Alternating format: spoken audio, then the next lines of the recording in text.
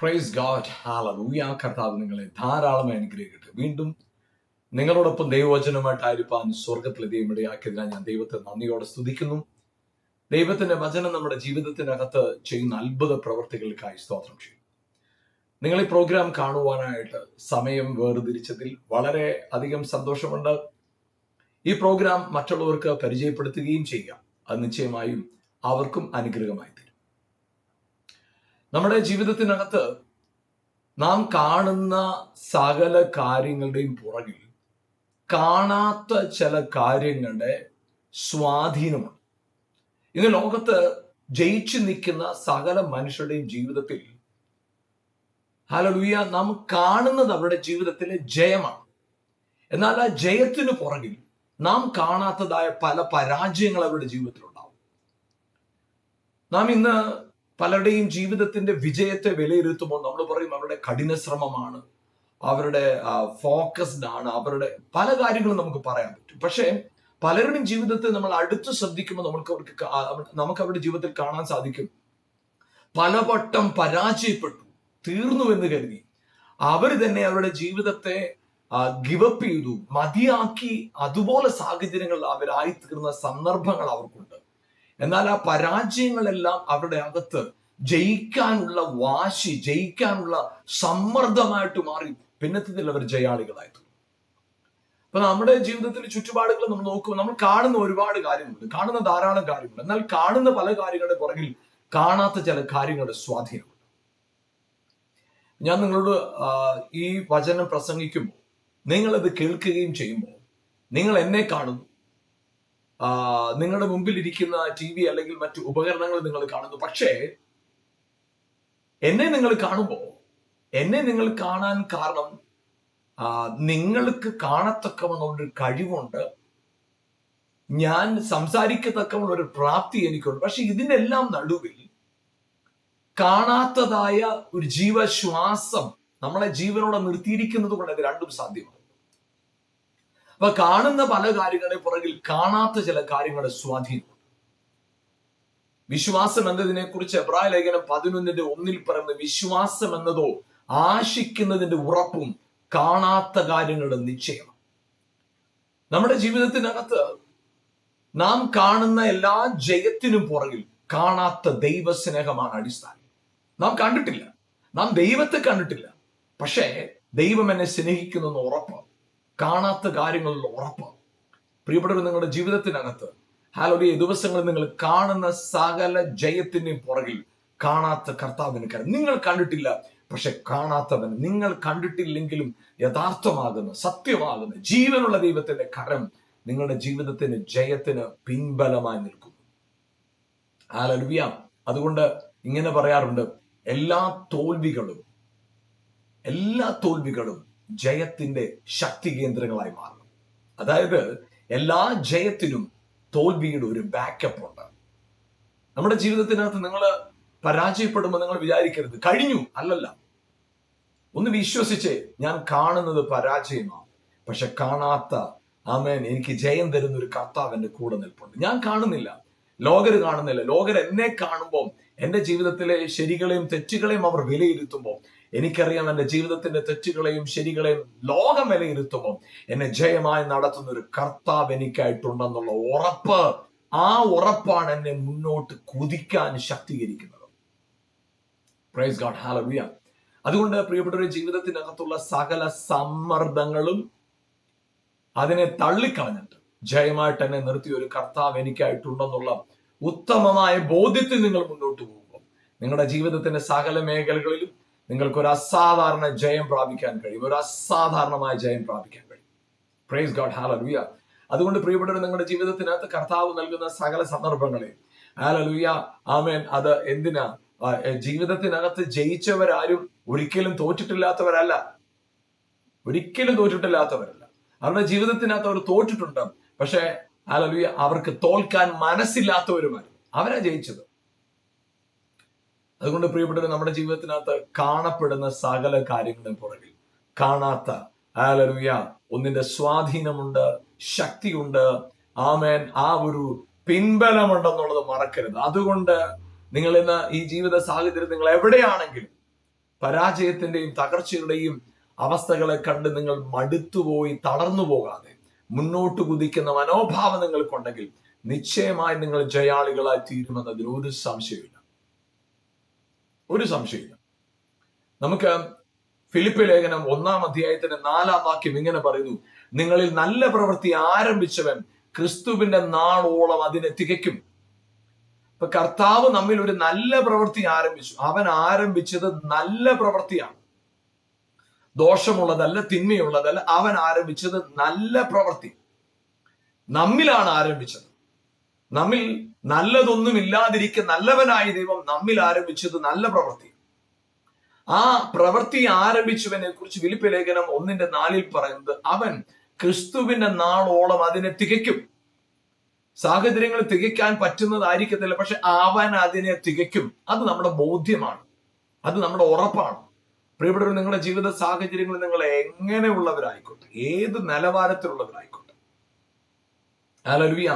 അപ്പോ ആ നിലവാരങ്ങൾക്കൊത്തവണ്ണം നിങ്ങൾ കാര്യങ്ങളെ മനസ്സിലാക്കാതെ, നിങ്ങളുടെ വിളിക്കൊത്തവണ്ണം നിങ്ങളിൽ നല്ല പ്രവൃത്തി ആരംഭിച്ച ഒരു കർത്താവുണ്ട്, അവന് തക്കവണ്ണം ഒന്ന് ചിന്തിച്ച ജീവിതത്തിൽ ജയം ഉറപ്പാണ്. നമുക്ക് ഉൽപ്പത്തി പുസ്തകം ആരംഭിക്കുമ്പോൾ 1-ാം അധ്യായം 1-ാം വാക്യം, ആദിയിൽ ദൈവം ആകാശവും ഭൂമിയും സൃഷ്ടിച്ചു എന്നാണ് ഉൽപ്പത്തി പുസ്തകം ആരംഭിക്കുന്നത്.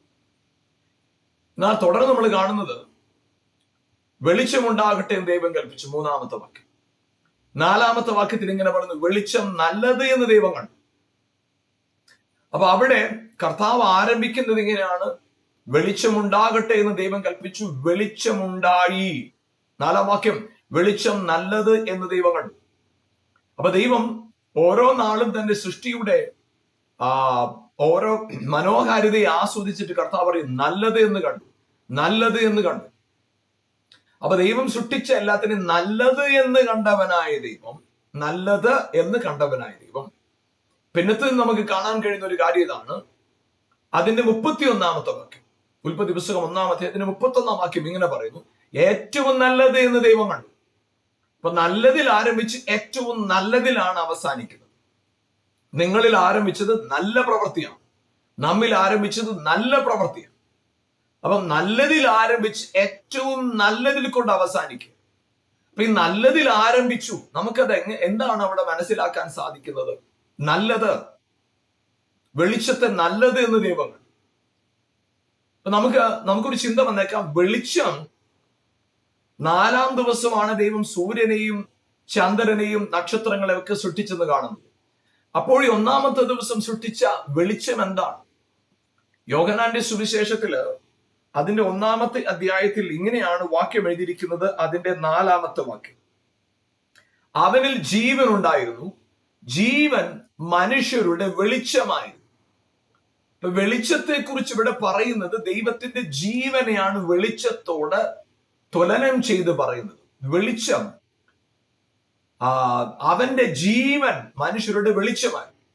അപ്പൊ ദൈവം സൃഷ്ടിച്ചത് വെളിച്ചത്തെയാണ് ആദ്യമേ. വെളിച്ചമുണ്ടാകട്ടെ, ജീവൻ ഉണ്ടാകട്ടെ. ജീവൻ എന്ന് പറഞ്ഞാൽ വെളിച്ചം, വെളിച്ചം എന്ന് പറഞ്ഞാൽ ജീവൻ. അതാണ് ഈ വാക്യത്തിൽ നമുക്ക് മനസ്സിലാക്കാൻ കഴിയുന്നത്. യോഹന്നാൻ 1:4, അവനിൽ ജീവൻ ഉണ്ടായിരുന്നു, ആ ജീവൻ മനുഷ്യരുടെ വെളിച്ചമായി. അപ്പൊ അങ്ങനെ ദൈവം ആദ്യം ജീവനെ സൃഷ്ടിച്ചു. തുടർന്ന് കർത്താവ് ഉണ്ടാകട്ടെ എന്ന് പറഞ്ഞപ്പോൾ പറവകൾ ഉണ്ടായി, വന്യമൃഗങ്ങൾ ഉണ്ടായി, ഇഴജന്തുക്കൾ ഉണ്ടായി, പറവകൾ ഉണ്ടായി. നാം ഭൂമിയിൽ കാണുന്ന സകല ചരാചരങ്ങളും സൃഷ്ടിക്കപ്പെട്ടു, വൃക്ഷങ്ങൾ ഉണ്ടായി. സകലത്തിനും മുൻപേ ദൈവം സൃഷ്ടിച്ചത് ജീവനാണ്, ജീവൻ. എന്നാൽ 31-ാം വാക്യം, 31:31 പറയുന്നത് എങ്ങനെയാണ്? ഏറ്റവും നല്ലതെന്ന് ദൈവമാണ്. ദൈവം 6-ാം ദിവസം നിലത്തെ പൊടി കൊണ്ട് മനുഷ്യനെ ഉണ്ടാക്കി. അങ്ങനെയാണ് വചനം പറയുന്നത്, നിലത്തെ പൊടി കൊണ്ട് മനുഷ്യനെ ഉണ്ടാക്കി. ഉൽപ്പത്തി 2:6. അവന്റെ മേൽ ജീവശ്വാസമൂതി. 7-ാം വാക്യത്തിൽ നമ്മൾ കാണുന്നത്, അവന്റെ മേൽ ജീവശ്വാസമൂതി, പൊടി കൊണ്ടുണ്ടാക്കി. അവന്റെ മൂക്കിൽ ജീവശ്വാസമൂതി. അവൻ ജീവനുള്ള ദേഹിയായി തീർന്നു, ലിവിങ് സോളായിട്ട് മാറി. ജീവശ്വാസമൂതപ്പെട്ടപ്പോൾ അവൻ ജീവനുള്ള ദേഹിയായി തീർന്നു, ലിവിങ് സോളായിട്ട് മാറി. എന്നാൽ ആ മനുഷ്യനെ 6-ാം ദിവസം സൃഷ്ടിച്ചതിന് ശേഷം കർത്താവ് സകലത്തിനെ നോക്കിയിട്ട് പറഞ്ഞു ഏറ്റവും നല്ലതെന്ന് കണ്ടു. എന്താണ് ദൈവം നല്ലതിൽ നിന്ന് ഏറ്റവും നല്ലതെന്ന് പറയുന്ന തലത്തിലേക്ക് 6-ാം ദിവസം മാറിയത്? അവിടെ നമുക്ക് കാണാൻ സാധിക്കുന്ന ഒരു കാര്യം ഉൽപ്പത്തി പുസ്തകം 1:26 നാം നമ്മുടെ സ്വരൂപത്തിലും നമ്മുടെ സാദൃശ്യത്തിലും മനുഷ്യനെ ഉണ്ടാക്കുക എന്ന് പറഞ്ഞു. 27-ാം വാക്യം പറഞ്ഞു അങ്ങനെ സൃഷ്ടിച്ചു. അപ്പൊ അവിടെ നമുക്ക് കാണാൻ കഴിയുന്നത് തന്റെ സാദൃശ്യത്തിലും സ്വരൂപത്തിലും നിൽക്കുന്ന മനുഷ്യനെ കണ്ടിട്ട് കർത്താവ് പറഞ്ഞു ഏറ്റവും നല്ലതെന്ന് ദൈവം കണ്ടു. കാരണം ഈ ലോകത്തിൽ ഏറ്റവും നല്ലത് ദൈവം തന്നെയാണ്. അവൻ തന്നെ ഏറ്റവും നല്ലവനായതുകൊണ്ട് അവന്റെ സ്വരൂപത്തിൽ സൃഷ്ടിക്കപ്പെട്ട മനുഷ്യൻ ഉൾപ്പെടുന്ന പ്രപഞ്ചത്തെ നോക്കി കർത്താവ് പറഞ്ഞു ഏറ്റവും നല്ലത് എന്ന് ദൈവം കണ്ടു.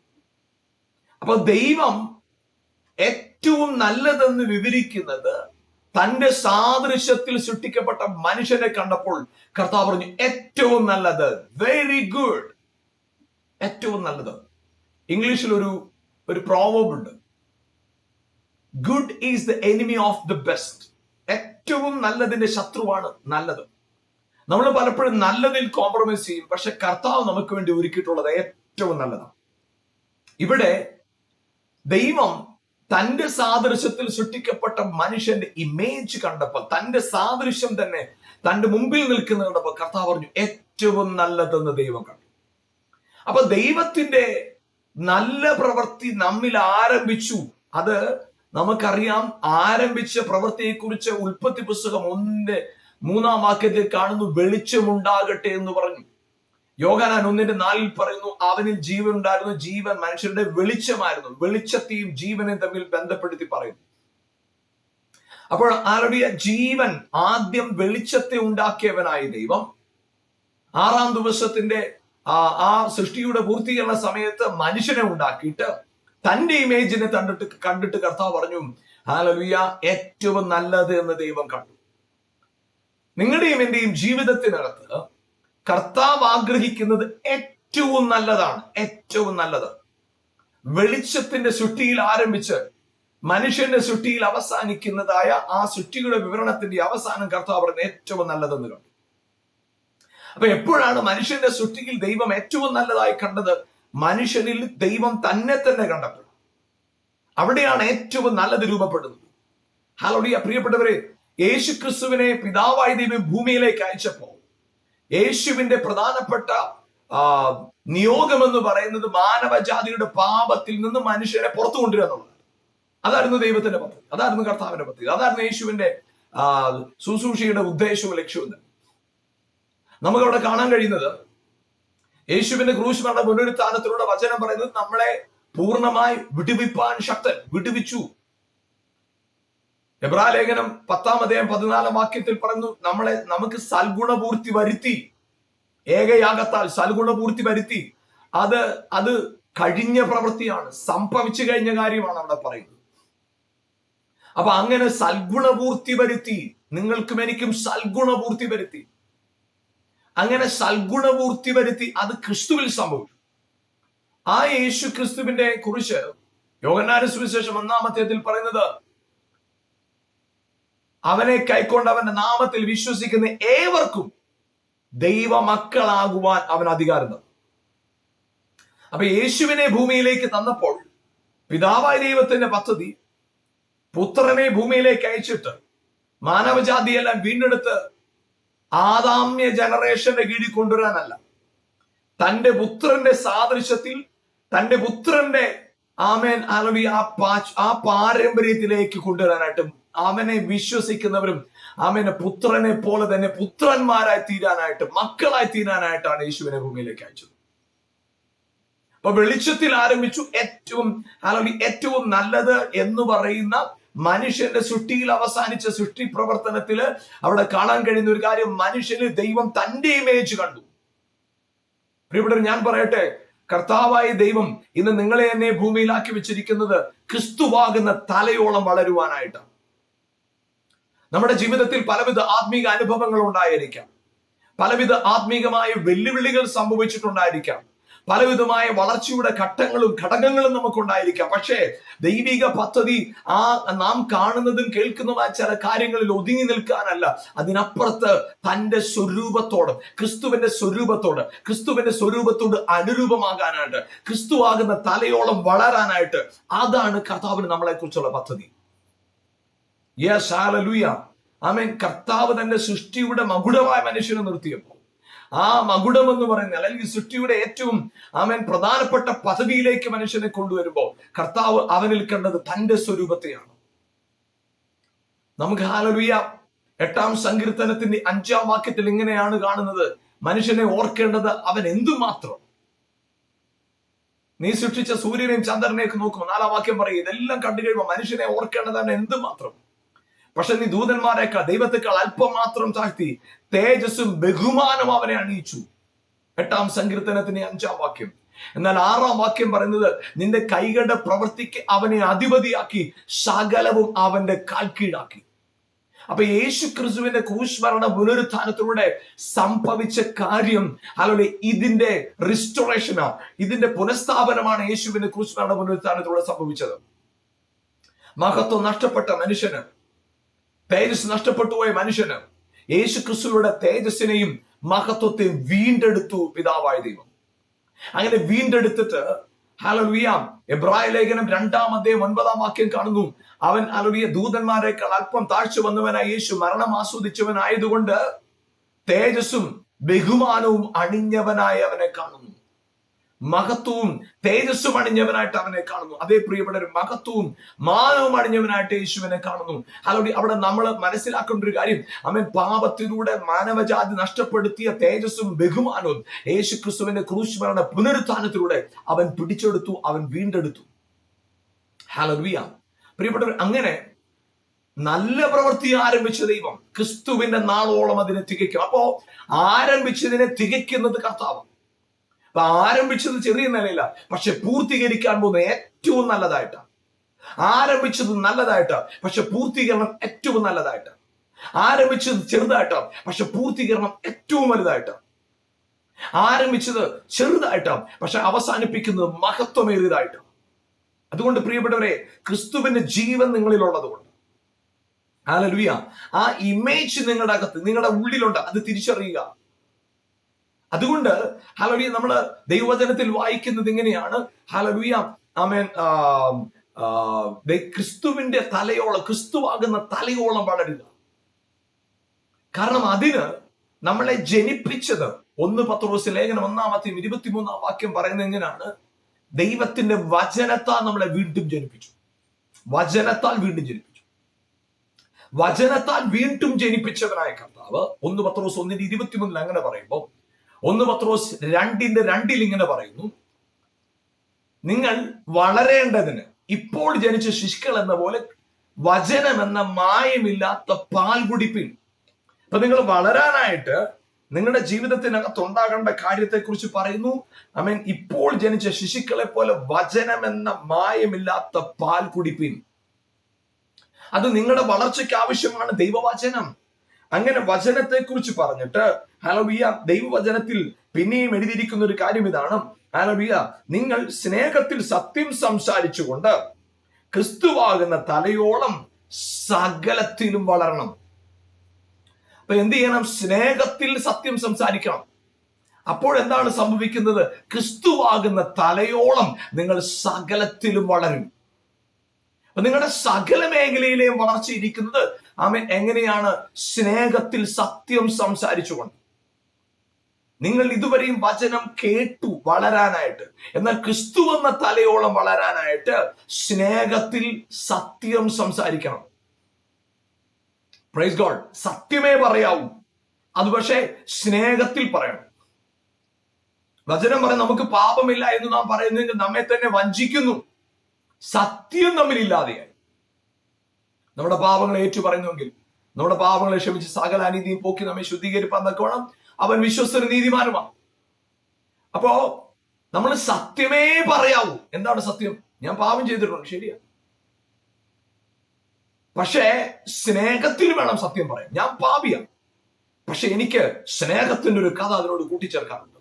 പാപിയായി എനിക്ക് വേണ്ടി സ്വന്തം പുത്രനെ ആദരിക്കാതെ എനിക്ക് വേണ്ടി നൽകത്തക്കോണം എന്നെ സ്നേഹിച്ച ഒരു പിതാവിന് ആ സ്നേഹവുമായിട്ട് കണക്റ്റഡ് ആകുമ്പോൾ ഐ ആം ഫൊർഗിവൺ. എന്റെ ശാരീരികമായ ചില പ്രയാസങ്ങൾ എനിക്കുണ്ട്, സത്യമാണ്. പക്ഷേ അതിനോട് ചേർന്ന് എനിക്ക് സ്നേഹത്തിന്റെ ഒരു കഥ പറയാനുണ്ട്. എന്താണെന്നറിയാമോ? എന്റെ രോഗത്തിന് വേണ്ടി സ്വന്തം പുത്രനെ ആദരിക്കാതെ എനിക്ക് വേണ്ടി ഏൽപ്പിച്ചു കൊടുത്തൊരു ഹല്ലേലൂയ സ്വർഗീയ പിതാവുണ്ട്. സ്നേഹത്തിൽ സത്യം സംസാരിക്കുമ്പോൾ ഹല്ലേലൂയ ഞാൻ സൗഖ്യത്തിലാണ് നിൽക്കുന്നത്.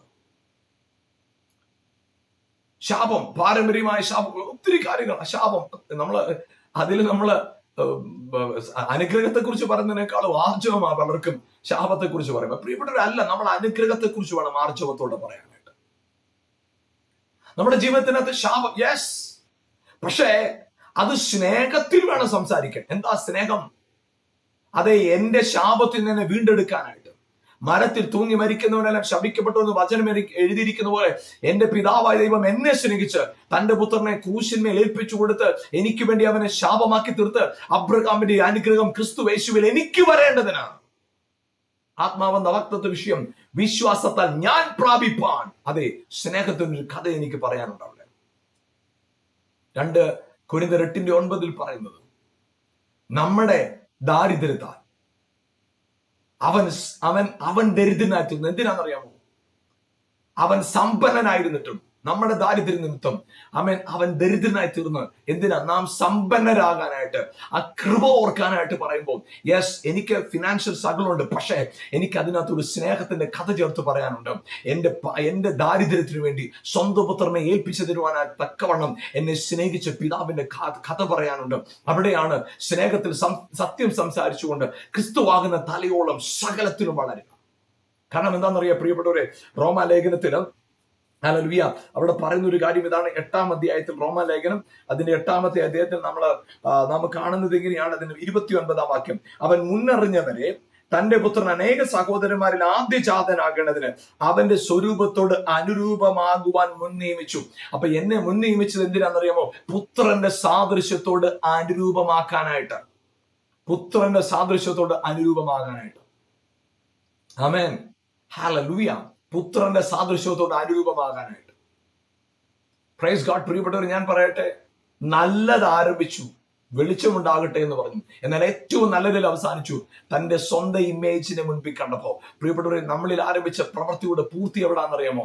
നാം ഹല്ലേലൂയ അവന്റെ സഹോദരന്മാരായി. ഹല്ലേലൂയ ആമേൻ. അവനിൽ ആമേൻ ഹല്ലേലൂയ ദൈവവചനം പറഞ്ഞ അനേക പുത്രന്മാരെ തേജസ്സിലേക്ക് പ്രവേശിച്ചപ്പോൾ അവരുടെ രക്ഷാനായകനെ കഷ്ടാനുഭവങ്ങളാൽ തികഞ്ഞവനാക്കുന്നത് പിതാവിന് പ്രസാദമായിരുന്നു. ഹല്ലേലൂയ പ്രിയപ്പെട്ടവർ, അതുപോലെ തന്നെ 2 കൊരിന്ത്യർ ലേഖനം അതിന്റെ 3-ാമത്തെ അധ്യായത്തില് ഹല്ലേലൂയ നാം കാണുന്നത് ഇങ്ങനെയാണ്. അതിന്റെ 18-ാം വാക്യം, എന്നാൽ മൂടുപട നീങ്ങിയ മുഖത്ത് കർത്താവിന്റെ തേജസ്സിനെ കണ്ണാടി പോലെ പ്രതിബിംബിക്കുന്നവരായ നാം എല്ലാവരും ആത്മാവാകുന്ന കർത്താവിന്റെ ദാനമായി തേജസ്സിനുമേൽ തേജസ് പ്രാപിച്ച് അതേ പ്രതിമയായി രൂപാന്തരപ്പെടുന്നു. Yes, hallelujah. പ്രിയപ്പെട്ടവർ, എങ്ങനെയാണ് അതേ പ്രതിമയായി? കൊലോസ്യ ലേഖനം 1-ാം അധ്യായത്തിൽ പറയുന്ന യേശു ക്രിസ്തു അവൻ കാണപ്പെടാത്ത ദൈവത്തിന്റെ രൂപം, പ്രതിരൂപം. നിങ്ങൾ ഞാനും ആരാന്നറിയാം, അതേ രൂപമായി രൂപാന്തരപ്പെടുകയാണ്. എങ്ങനെയാണ്?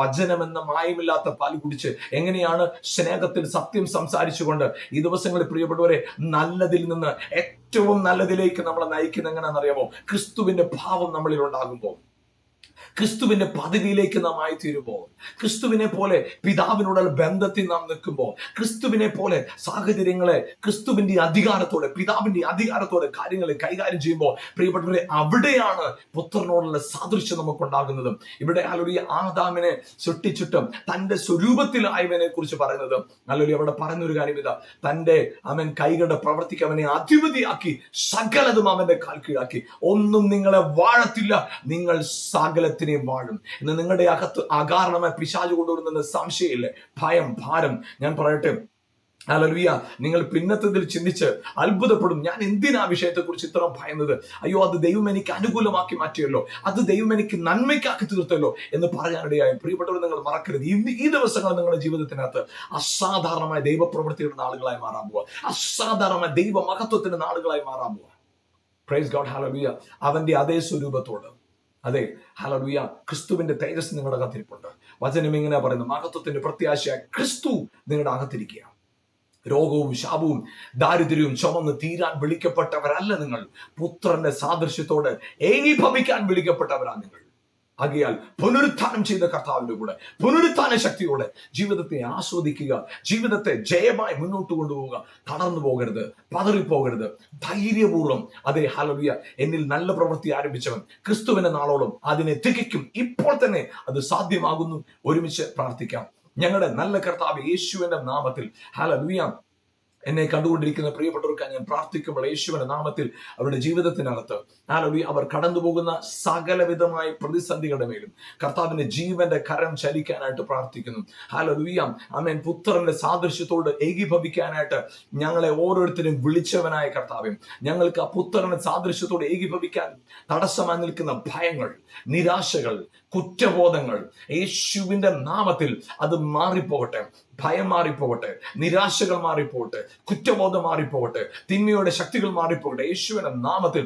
ഹല്ലേലൂയ, പാപത്തെ ജയിക്കാൻ കഴിയാതിരിക്കുന്ന അവസ്ഥ ഇപ്പോൾ യേശുവിന്റെ നാമത്തിൽ ആ പാപ ശക്തിയുടെ പാപ അടിമത്വത്തിന് വേര് പൊട്ടട്ടെ യേശുവിന്റെ നാമത്തിൽ. ഇപ്പോൾ തന്നെ അവരിൽ അത്ഭുതം നടക്കട്ടെ കർത്താവ്, അത്ഭുതം നടക്കട്ടെ. ജീവനോടെ എഴുന്നേൽക്കട്ടെ, ബലത്തോടെ എഴുന്നേൽക്കട്ടെ, ശക്തിയോടെ എഴുന്നേൽക്കട്ടെ കർത്താവ്. പ്രത്യേകിച്ച് കർത്താവ്, ആരെങ്കിലും രോഗികളായിട്ട് എന്നെ കാണുന്നെങ്കിൽ ഇപ്പോൾ യേശുവിന്റെ നാമത്തിൽ ആ രോഗാത്മാവിനെ യേശുവിന്റെ നാമത്തിൽ ശാസിക്കുന്നു. ഇപ്പോൾ തന്നെ രോഗാത്മാവിനെ വിട്ടുമാറട്ടെ, ഇപ്പോൾ തന്നെ അത് സംഭവിക്കട്ടെ.